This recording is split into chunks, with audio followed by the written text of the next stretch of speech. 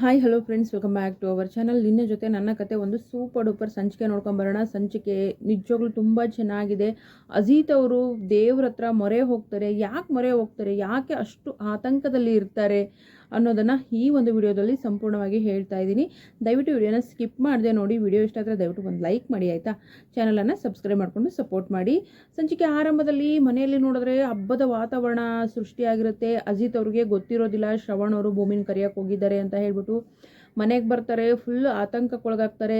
ದೇವ್ರೆ ಏನು ಮಾಡಲಿ ನಾನೀಗ, ಅಮ್ಮನಿಗೆ ಹೇಗೆ ಹೇಳಿ. ಮನೇಲಿ ನೋಡಿದ್ರೆ ಹಬ್ಬದ ವಾತಾವರಣ, ರಂಗೋಲಿ, ಪಟಾಕಿ, ಹೂವು, ಹಬ್ಬದ ಅಡಿಗೆ, ಭೂಮಿಗೋಸ್ಕರ ಎಲ್ಲನೂ ರೆಡಿ ಮಾಡಿರ್ತಾರೆ.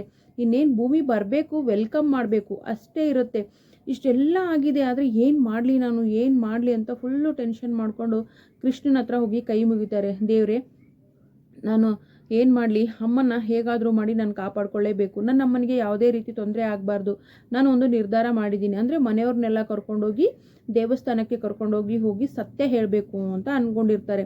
ಸೊ ಹೇಗೆ ಹೇಳಬೇಕು, ನೀನು ನನಗೆ ಹೇಗೆ ದಾರಿ ತೋರಿಸ್ತೀಯ ಅಂತ ಹೇಳ್ಬಿಟ್ಟು ಭಾಳ ಕಳಕಳೆಯಿಂದ ದೇವ್ರ ಹತ್ರ ನಿಂತು ಬೇಡ್ಕೊಳ್ತಾ ಇರ್ತಾರೆ. ಇಲ್ಲಿ ನೋಡಿದ್ರೆ ಸಂಭ್ರಮವೋ ಸಂಭ್ರಮ. ಹೊರಗಡೆ ಈ ದೇವಯಾನಿ ಬಂದವಳು, ಏನಿದು ಏಕಿಷ್ಟೆಲ್ಲ ಸಂಭ್ರಮ ಅಂತ ಕೇಳ್ತಾರೆ. ಅಯ್ಯೋ ದೇವಯಾನಿ, ನಿನ್ನ ವಿಷಯ ಗೊತ್ತಿಲ್ವಾ, ನಮ್ಮ ಭೂಮಿನ ಶ್ರವಣ್ ಕರ್ಕೊಂಬರಕ್ಕೆ ಹೋಗಿದ್ದಾನಲ್ವಾ ಭೂಮಿಗೋಸ್ಕರ ಅಂದಾಗ ಅಲ್ಲಿ ಶಾರದಮ್ಮ ಕೂಡ ಫುಲ್ಲು ಹ್ಯಾಪಿ ಇರ್ತಾಳೆ. ಶಾರದಮ್ಮನ ನೋಡ್ಬಿಟ್ಟು, ಶಾರದಾ ಇದೆಲ್ಲ ಯಾಕೆ ಮಾಡ್ತಿದ್ದೀವಿ ಅಂತ ನಿನಗೆ ಗೊತ್ತಾಗ್ತಿದೆಯಾ ಅಂತ ಶ್ರವಣ್ ಅವ್ರು ಕೇಳಿದಾಗ ಭೂಮಿ ಭೂಮಿ ಅಂತ ಮಾತಾಡ್ತಾಳೆ. ಅಯ್ಯೋ ನಮ್ಮ ಶಾರದನಿಗೂ ಕೂಡ ಭೂಮಿ ಬರೋದು ಗೊತ್ತಾಗ್ತಿದೆ. ಭೂಮಿನ ನಿಜವಾಗ್ಲೂ ತನ್ನ ಮಗಳು ಅಂತಲೇ ಅಂದ್ಕೊಂಡಿದ್ದಾಳೆ ಶಾರದಾ ಅಂತಾರೆ. ಆದರೆ ನಿಜವಾಗ್ಲೂ ಶಾರದನ ಮಗಳು ಭೂಮಿ ಅಂತ ಅದು ಯಾವಾಗ ಇವ್ರಿಗೆ ಅರ್ಥ ಆಗುತ್ತೋ ದೇವರೇ ಬಲ್ಲ. ಪಾಪ ಭೂಮಿ ನನ್ನ ಮಗಳು ಅಂತ ಪಾಪ ಅವ್ರು ಹೇಳ್ತಾರೆ. ಇವ್ರು ಯಾರಿಗೂ ಅರ್ಥನೇ ಆಗ್ತಿಲ್ಲ. ಸೊ ಇರಲಿ, ಅಜಿತ್ ಅವ್ರಿಗೆ ಫುಲ್ಲು ಟೆನ್ಷನಲ್ಲಿ ಓಡಾಡ್ತಿರ್ತಾರೆ.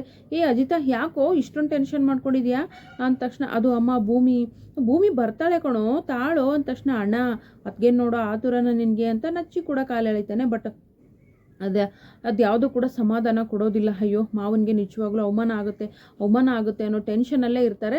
ಅಲ್ಲಿಗೆ ಅಜಿತ್ ಸಾಹೇಬರು ಯಾರಪ್ಪ ಅಂದರೆ ಶ್ರವಣ್ ಸಾಹೇಬರು ಭೂಮಿ ಹತ್ರ ಹೋಗ್ತಾರೆ.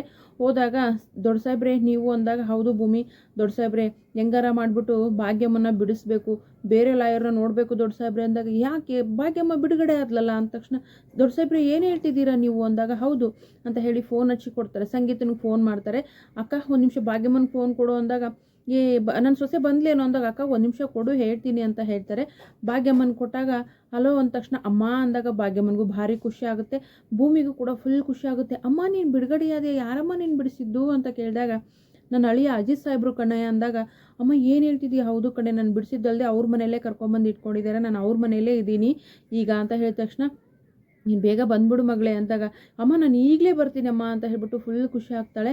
ಏನಿದು ದೊಡ್ಡ ಸಾಹೇಬ್ರೇ ಅಂದ ತಕ್ಷಣ, ಹೌದು ಅಜಿತೇ ಬಿಡಿಸಿರೋದು ಅಂದಾಗ ಖುಷಿ ಆಗುತ್ತೆ. ನಡಿ ಮನೆಗೆ ಹೋಗೋಣ ಅಂದಾಗ, ಎಂಥ ತಪ್ಪು ಮಾಡಿಬಿಟ್ಟೆ ನಾನು, ಸಾಹೇಬ್ರನ್ನ ತಪ್ಪು ತಿಳ್ಕೊಂಬಿಟ್ನ, ಅಯ್ಯೋ ಸಾಹೇಬ್ರೆ ನನಗೆ ಕ್ಷಮಿಸ್ಬಿಡಿ ಅಂತ ಹೇಳ್ತಾಳೆ. ಇಲ್ಲಿ ಅಜಿತ್ ಒದ್ದಾಟ ನೋಡೋಕ್ಕಾಗ್ತಿರಲ್ಲ. ದೇವ್ರಿಗೂ ಮರೆ ಹೋಗಿದ್ದಾರೆ. ಏನು ಮಾಡಬೇಕು, ಮಾವ ಒಬ್ಬರೇ ಬರ್ತಾರೆ, ಈಗ ಏನು ಮಾಡೋದು, ಅಲ್ಲ ಕಣೋ ಯಾಕೋ ಇಷ್ಟೊಂದು ಟೆನ್ಷನ್ ಆಗಿದೆಯಾ ಅಂತ ಮತ್ತೆ ಕೇಳ್ತಾರೆ ಸಂಗೀತ ಅವರು.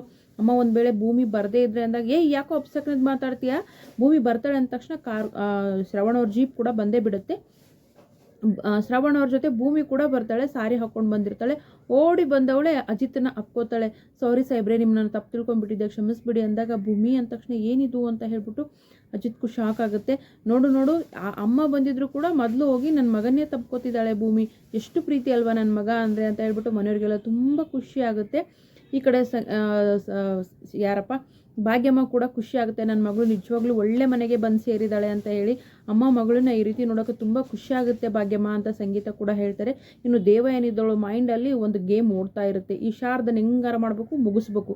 ಯಾಕಂದರೆ ಇಷ್ಟು ಮುಂದುವರೆದಿದ್ದಾಳೆ ಇವಳು, ಭೂಮಿ ಬಗ್ಗೆ ಇಷ್ಟೊಂದು ಕನಕರೆ ಅಕ್ಕರೆ ಪ್ರೀತಿ ತೋರಿಸ್ತಿದ್ದಾಳೆ ಅಂದರೆ ಒಂದಲ್ಲ ಒಂದಿನ ನಾನು ಇವಳನ್ನು ಸಾಯಿಸೋಕ್ಕೆ ಪ್ರಯತ್ನ ಪಟ್ಟೆ ಅಂತ ಹೇಳ್ತಾಳೆ ಅಂತ ಹೇಳ್ಬಿಟ್ಟು ಅವಳಿಗೆ ಭಯ ಸ್ಟಾರ್ಟ್ ಆಗಿದೆ.